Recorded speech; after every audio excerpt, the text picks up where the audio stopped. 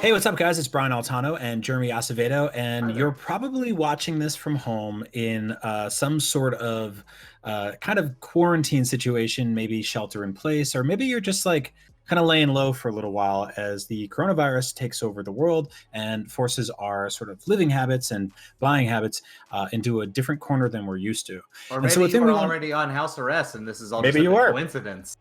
Yeah, maybe this was a convenient time for all the crimes you did. And now we all know what it's like. But something we wanted to talk to you about today is asking you how, or if not, your buying habits have changed since sort of being forced into a stay-at-home, quarantine, shelter-in-place type of situation. Specifically, video games. Now, you're probably digitally streaming all of your movies and music and TV shows like you always have. I doubt you're really buying Netflix shows on DVDs. But with video games, they're more expensive. They're usually around $60 or more with season passes and DLC and collector's editions.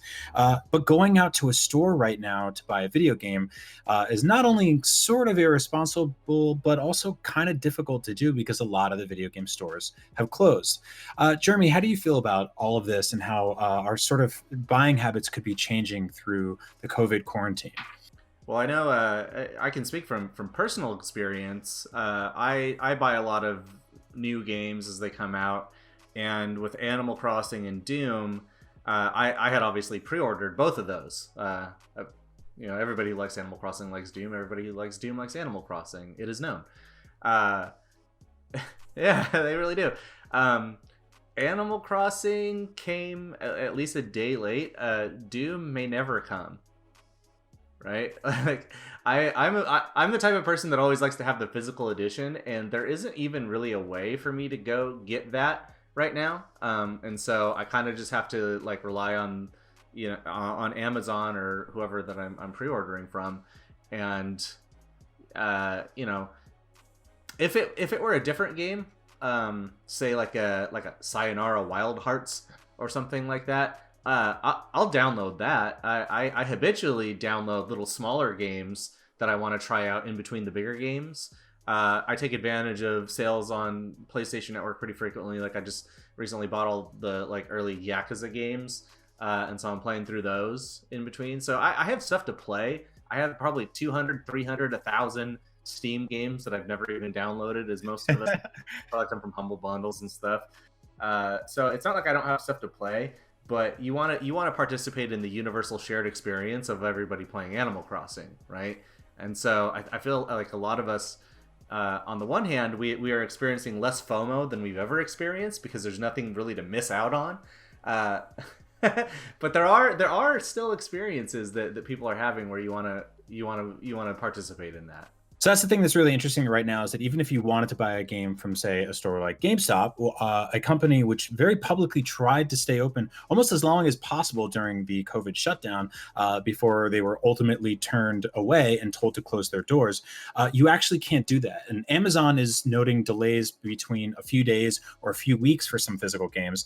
And so the only ways to really buy physical games right now would be ordering them online through something like eBay, which I guess you'd sort of have to risk if that guy's been just sitting in his apartment coughing on that game for 2 weeks. Well, there's also Or going to be profiteers out there that on too. eBay that are saying, well, the supply of copies of Animal Crossing and Doom is actually pretty limited because people are having a hard time getting their hands on it. So they're going to be paying a premium, and I'm going to sell it for like $80.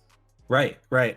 There are grocery stores, air quotes, stuff like Walmart and Target that are open through COVID shutdown because they're deemed essential, whereas GameStop isn't. And they have video game departments. So I'm not really sure how that works if you go into, get canned goods and toilet paper, if there's any of that left, and you pick up some Doom on the way. Then you're sort of like, you're in the store already. You're already sort of like putting yourself through those risks, washing your hands and all that. And then you're picking up a game while you're there. So that feels like the better way to do it. You could also order them directly from indie game stores. I know a lot of indie game stores are shipping them out, and this is a good time to support stores like that. Or maybe you just kind of bite the bullet and go digital for a few weeks or months. But the problem with that is that our ownership of digital games is slipping away, and we rapidly see games get delisted from stores, servers get shut down. And so when you have a disc on your shelf, you're at least guaranteed some semblance of ownership with a game down the line. Whereas when you buy a game on PSN, it could just disappear someday, like we've seen happen with licensed games like Transformers and Ninja Turtles and stuff like that. Yeah, see, now you mentioned going to Target or Walmart to get a game. I'm not sure if that's even necessarily going to be possible if this thing continues for weeks or even months, because Right. I'll give you an example. My wife went to Whole Foods, which is not the same thing, but still, last night, and they were out of bread, they're out of eggs, they're out of produce, they're out of frozen pizzas. Like, do you think that people are prioritizing video games on the supply chain when you can get them digitally? I mean, Right. it's sort of the beauty of gaming right now, is that we aren't really like, we aren't going to miss out, right? The same way that people that are, for whom film and television is their hobby, the productions can't happen. They just aren't happening right now. Yeah. But a lot of video game companies like CD Projekt Red, for example, have already figured out how to kind of get a process going by which they can work from home to keep these games on track. So like, games are going to keep coming out for the foreseeable future. Games are going to be available digitally. There isn't as much of an incentive to like get those games, physical copies, into stores as there is to get basic needs like toilet paper that nobody can get. Right. No, you're totally spot on. We're also seeing this thing with movie studios who are sort of dropping digital releases of films early, or at least putting them on demand early. But nobody on the film side is saying, "Where's the Blu-ray for something like Birds of Prey or The Invisible Man?" Whereas games, something like Resident Evil 3 is done right now. The game has gone gold. It could technically come out on digital storefronts tomorrow, but there's such a large semblance of video game ownership there that people basically want to buy the disc version. There's also NPD, which we use to track all of our sales data here in America. And NPD specifically targets physical game releases. So we're obviously going to see a dip with that kind of stuff. They do track some digital sales and some data there. But for the most part, video games are still a physical medium for most people. And I don't think a lot of people would be willing to give that up right now. Whereas they may be willing to like temporarily pause their buying habits or just wait a few weeks for the big releases. And like you said, play through the backlog. Because if they're anything like us, they probably have dozens and dozens of games that they haven't even touched yet. Well, yeah, that's the other thing about the physical copies is the video games are more expensive than Blu-rays and downloading episodes of a TV show or whatever.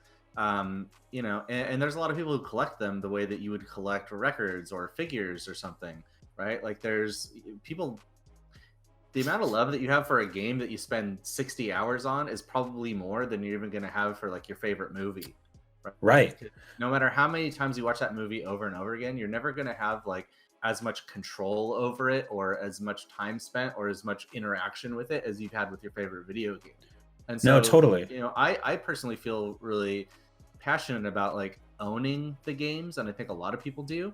But I also, I didn't grow up with a lot of money, and I always had a habit of, collecting, building a little collection, the curated games that I really love over time. And then when the time came that a new version of the console came out, when Super Nintendo came out and I had a Nintendo, or when PlayStation came out and I had a Super Nintendo, I would often like take my system and my games and sort of use them as a down payment for the new thing. I wasn't in a situation where I could just have both. Now that I'm an adult, I'm in a better place where I could do that. But even now, I'm in the habit of. I recently sold my Xbox One and my game collection, so I could just kind of set that money aside for when the new system comes out. Of course, I still do that, and it isn't worth jack if you don't have the games to go with it. No, it's so true. It's also, we have moved away from a sort of a potential video game rental society. Like Blockbuster is gone. Redbox is basically delisted all video games from their boxes, which are once again physical units that you have to go into a building and now touch. But I think a lot of people buy single player games and they crush through them in 10 to 15 hours and they spend $60 on it and they want a little money back on that investment, and they go and they trade it back in and get like $40 or something for it. And if they do that fast enough, there's a return on investment there, whereas on digital, that's non-existent. And so while digital is convenient, it doesn't really leave us with anything in the long run in terms of getting our money back or even having the option of knowing that we own that thing permanently. And so that's the sort of risk reward that we're dealing with right now during the COVID quarantine. And obviously, there's much bigger problems in the world as we all figure out ways to navigate this with our own sanity and health and perspective on how to, get through the next phase of it, even see through the next day. But in the meantime, let us know, have your buying habits changed when it comes to video games? Are you going all digital during coronavirus and staying inside? Are you braving the storm out there and buying physical games? Are you ordering them online, supporting your favorite indie shops? Let us know how your video game habits have changed during COVID. And please stay safe, stay healthy, stay happy, and keep playing video games because they're awesome and they're really important right now. I really believe that. Maybe they're not essential, like, a mountain of toilet paper, but I think it's important to have a video game because they keep us engaged, connected, and optimistic about things. And Right, real distracted. gamers know they're essential. I agree. Amen. Thank you so much for watching, and for all things video games, you're already in the right place. IGN.